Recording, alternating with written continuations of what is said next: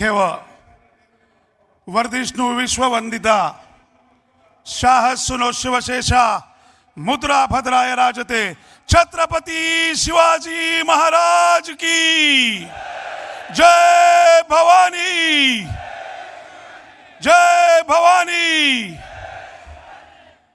सन्माननीय राजसाहेब ठाकरे यांना मानाचा मुजरा करून व्यासपीठावर उपस्थित सर्व मान्यवर आणि आपण समोर विराजमान कट्टर कडवट निष्ठावान महाराष्ट्र सैनिक तुम्हाला मानाचा मुजरा करतो आणि तुम्हाला सगळ्यांना सर्वप्रथम मराठी नवीन वर्षाच्या गुढीपाडव्याच्या मनपूर्वक शुभेच्छा देतो।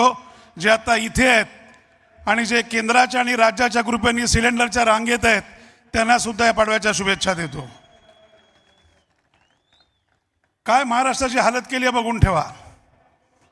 जो महाराष्ट्र संतांनी घडवला होता, छत्रपती शिवराय असतील, छत्रपती संभाजीराजे असतील, इतर सर्व असतील, त्यांचे धडाडीचे मावळे असतील, त्यांनी स्वतःचं बलिदान देऊन जो महाराष्ट्र मिळवला होता तो या आत्ताच्या सत्ताधाऱ्यांनी काय वाट लावली तुम्ही बघून घ्या। सन्माननीय प्रबोधनकारांचे असलेले संस्कार, बाळासाहेबांचे असलेले संस्कार आणि ते पुढे घेऊन जाणारे या देशातले आणि या राज्यातले फक्त राजसाहेब ठाकरे एकच आहेत की जे मराठी करता अत्यंत कडवट कट्टर अशी भूमिका घेतात। मी तुम्हाला ह्या माध्यमातून एवढंच सांगेन, एकदा आठवून बघा।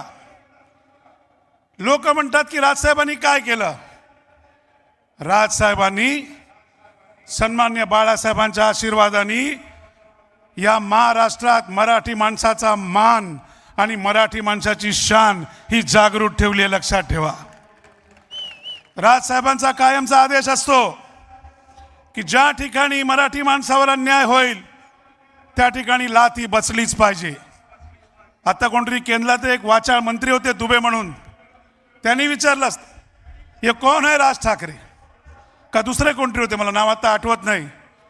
त्यांना मला एवढंच सांगायचं आहे, स्वतःच्या पक्षाला हिंदुत्वाचा पक्ष म्हणताना मग जेव्हा रजा अकादमीचा मोर्चा निघाला होता आणि आमच्या चॅनलच्या बांधवांच्या गाड्या फोडल्या होत्या, त्यांचे कॅमेरे तोडले होते, आमच्या माता भगिनी पोलिसांवरती हात टाकले होते, तेव्हा हे सगळे गप्प बसले होते आणि राजसाहेबांच्या नेतृत्वाखाली आमचे कट्टर महाराष्ट्र सैनिक लाखाचा मोर्चा घेऊन रस्त्यावर उतरले होते। याला म्हणतात राजसाहेब ठाकरे। जेव्हा मराठी सिनेमाला प्राईम टाइम नाही मिळाला तेव्हा आंदोलन राजसाहेबांनी केलं होतं, लक्षात ठेवा, ह्याला म्हणतात राजसाहेब ठाकरे। आणि जेव्हा भाजपला महाराष्ट्रात सत्ता पाहिजे होती तेव्हा याच शिवतीर्थावरती, याच शिवतीर्थामध्ये इकडे भाजपचे नेते हेरझाऱ्या घालत होते की या आणि सन्माननीय मोदी साहेबांबरोबर भाषण करा म्हणजे महाराष्ट्रात भाजपचा आणि मनसेचा झेंडा हा उत्तरमिता फडकेल। ह्याला म्हणतात राजसाहेब ठाकरे, लक्षात ठेवा। अहो, गुण अनेक आहेत, त्यातला एक तरी घ्या म्हणजे फक्त महाराष्ट्र नाही तर देश सुधारेल, लक्षात घ्या।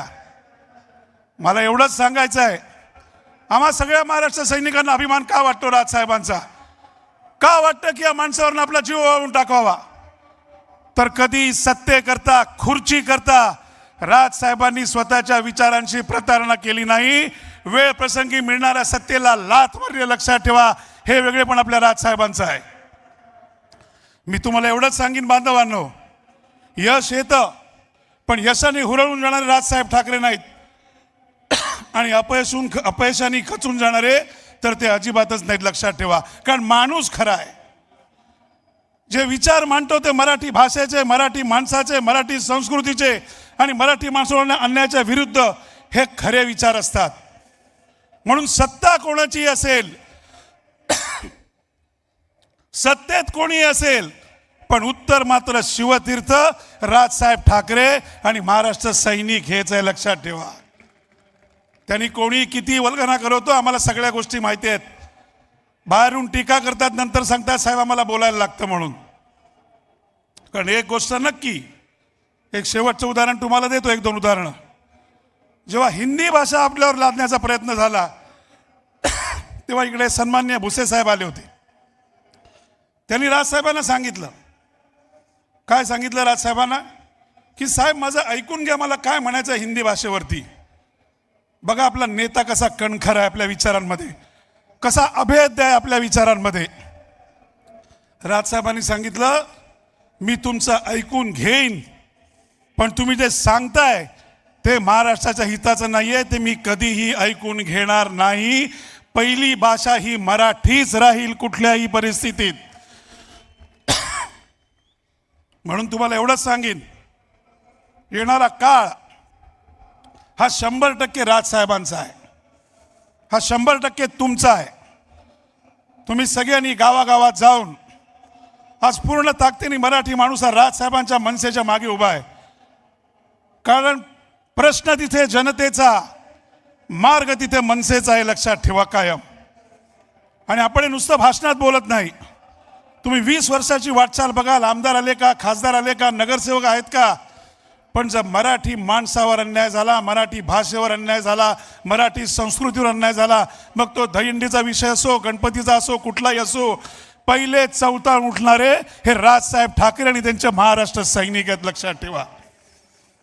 तुम्हाला एवढीच विनंती करीन, हा संतांनी घडवलेला महाराष्ट्र आहे, हा छत्रपती शिवरायांनी घडवलेला महाराष्ट्र आहे, हा विविध विचारवंतांनी घडवलेला महाराष्ट्र आहे, हा चित्रकारांनी घडवलेला महाराष्ट्र आहे, कवींनी घडवलेला महाराष्ट्र आहे. ह्याचं मराठी पण कधी संपवून देऊ नका. कारण राजसाहेब ठाकरे कायम सांगतात, लक्षात ठेवा, जर आपली भाषा गेली तर आपण संपलो. आणि आपल्या नेत्याबद्दल आपला जो अभिमान आहे, आपला जो स्वाभिमान आहे, हे कधी कमी होऊन देऊ नका. कारण आपला नेता सत्तेकरता, खुर्चीकरता, पुन्हा सांगतो, कुठल्याही प्रकारच्या तडजोडी ह्या कधी मागे केल्या नाहीत, आज करणार नाही आणि उद्या करणार नाही. आपले राजसाहेब ठाकरे आहेत. म्हणून तुम्हाला सगळ्यांना पुन्हा एकदा गुढीपाडव्याच्या शुभेच्छा देतो. थोड्याच वेळात सन्मान्य राजसाहेबांचं भाषण सुरूच होईल आणि तुम्हाला नक्की दिसेल की समोर ही जी राजशक्ती बसलेली आहे आणि जेव्हा ही राजभाषा आणि राजविचार येईल, ती फक्त या महाराष्ट्राला नाही तर या देशाला दिशा देणारी असेल. हेच आपणास सांगतो आणि तुर्तास आपली रजा घेतो. धन्यवाद. जय हिंद, जय महाराष्ट्र.